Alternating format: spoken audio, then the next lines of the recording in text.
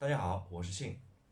之前我们说到了传统武术和功夫的区别，说了真正的功夫分为3个部分：练气、练功、练拳。我们今天就重点来说一下练气。本来呢是不准备说练气的，因为一说到练气就特别容易引起误会，会和网络上那些功夫大师混为一谈。但是呢，又不能不说，因为少了一个环节，很多东西就解释不清楚。这练气究竟源自于哪里，谁也说不清楚。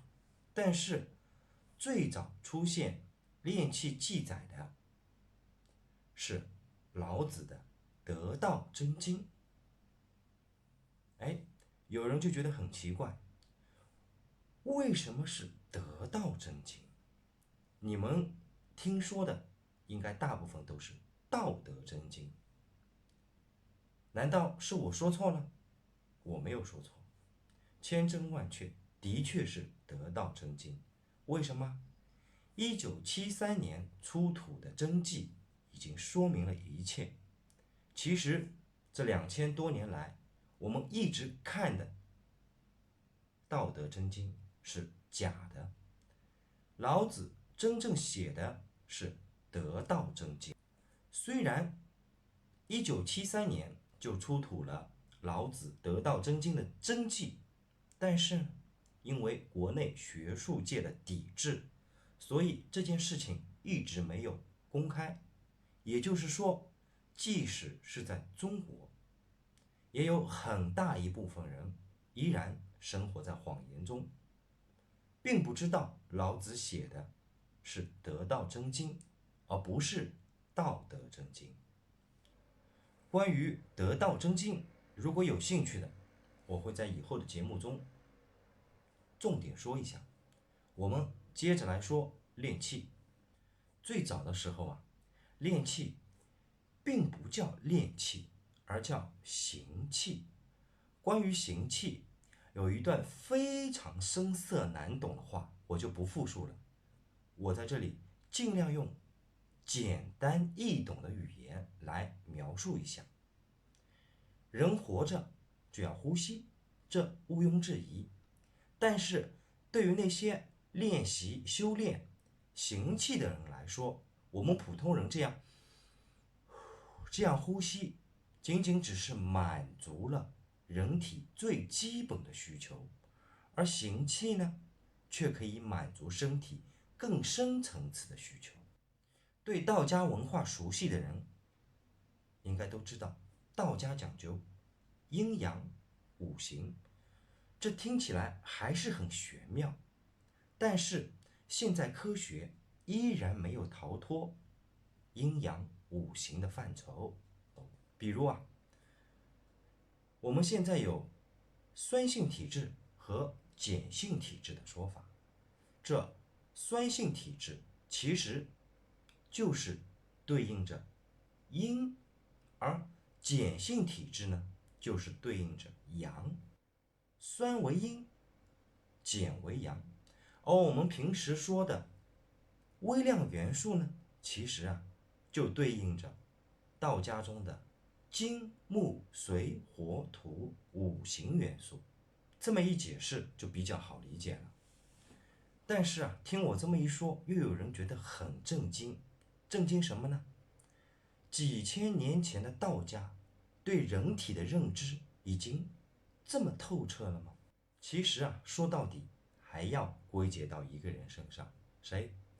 老子。因为这些知识都是由老子传下来的，所以才说老子真的很神秘，是人类中一个特殊的存在。人体深层次的需求呢，也分为2个层面。我们先来说第一个层面。我们都知道，人体具有强大的潜能，只是无法将它发挥出来。而行气第一层面的终极目的，就是要让人可以随时随地的发挥出这些潜能。当然，这里指的潜能不仅仅是功夫，各种各样的能力都可以通过行气来获得增强。举个例子，比如憋气，普通人憋气一般在30秒到2分钟之间，而 Stig Severinsen 呢，他的憋气时间达到了22分钟10秒。不可否认，他掌握了一定的行气技巧。然而，对于修炼行气的人来说，这又算不了什么。就我知道的，有人可以在水中停留2到3个小时，出来后脸不红，气不喘，这就是人体潜能得到提升后展现出来的效果。咱们再来说力量，人类身体展现出来的力量，这些力量究竟源自于哪里？哎，科学给出了定义，巴拉巴拉一大堆，甚至说到了 ATP 分子结构的形变，意思就是说啊，肌肉、骨骼这些东西的摩擦运动产生了力量。根据这样的说法，人的力量只能限定在一个范围之内。那么，那些原本手无缚鸡之力的人，忽然间将一辆汽车给掀翻了，那这股力量又是哪来的呢？这已经完全超出了这个人的力量范围。实际上啊，每个人体内都聚集着一股力量，这股力量究竟有多大，没有办法去衡量。你展现出来的力量，仅仅只是你能取出来的那一部分。普通人获取力量，就好比用一个小汤勺盛水，一旦你有了气呢，那个气就好比是一根水管，你可以从体内源源不断的获取力量，这就是气的作用。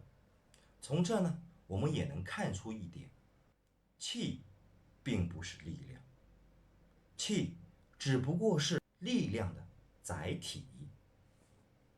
我们再来说第二个层面，行气第二个层面的终极目的是什么？长寿。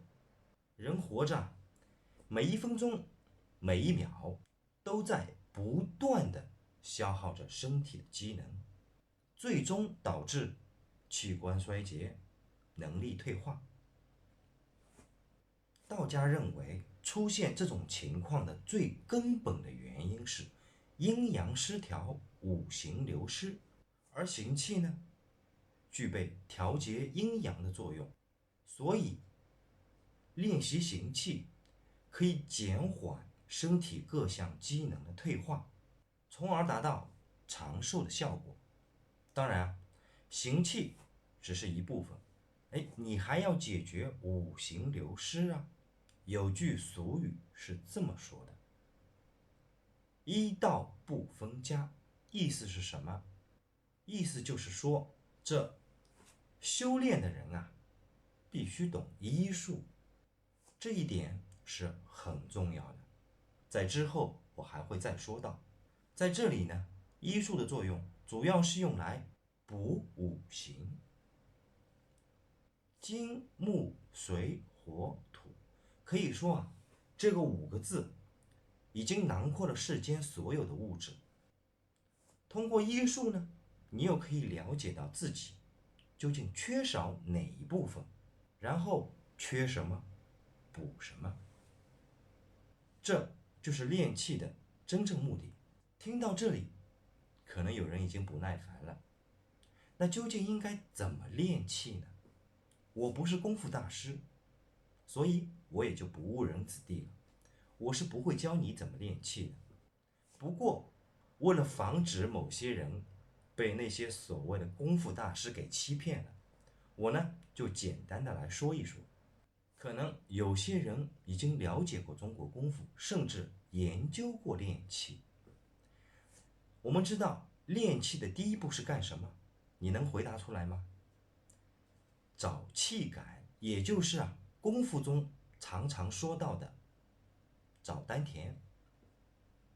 既然找气感、找丹田是第一步，好，那我就从第一步来防止你们被骗。你们知道找气感最好的姿势是什么吗？是站姿，就是说要站在这里寻找气感，寻找你的丹田。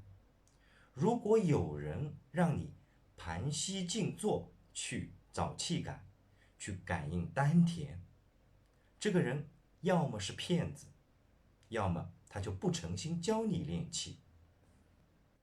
所以，对于那些想要学习真正中国功夫的人来说，我已经说的这么明白了，如果你还被骗，我也没办法的。最后再补充一句，很重要，真正的功夫分为练气、练功、练拳。这其中呢，练气是最讲究灵性和悟性的。意思是什么？意思就是说，如果有人在1年之内依然没有找到气感，没有找到丹田，那你就可以放弃了。好了，练气我们就说到这，下期我们接着说练功。喜欢的朋友千万不要忘了点订阅。我是信，咱们下期见。